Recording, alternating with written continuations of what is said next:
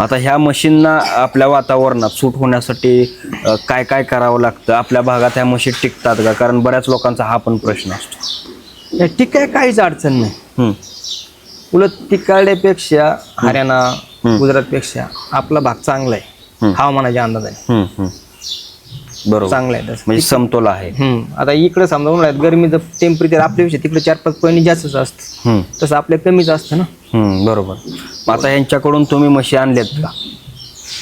आणल्यात ना, किती आणल्यात म्हणजे कसं? 10 म्हशीचा लॉट आणला होता आपण. बरं, चांगला आहेत का व्यापारी? नाही, एक नंबर, नाही. एक नंबर आहे. मी असंच हरण्याला जायचं, मी ते हरण्यातून पहिल्या म्हशी बऱ्याच आणलेल्या आहेत.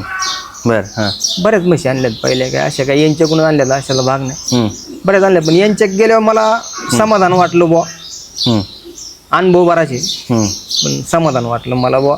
बाकीच्यांपेक्षा चांगले माणूस. जास्त करून कशामध्ये समाधान वाटलं? जास्त करून माहिती ते पुढल्याची न बाजू घेतात, आपली बाजू जास्त घेतात.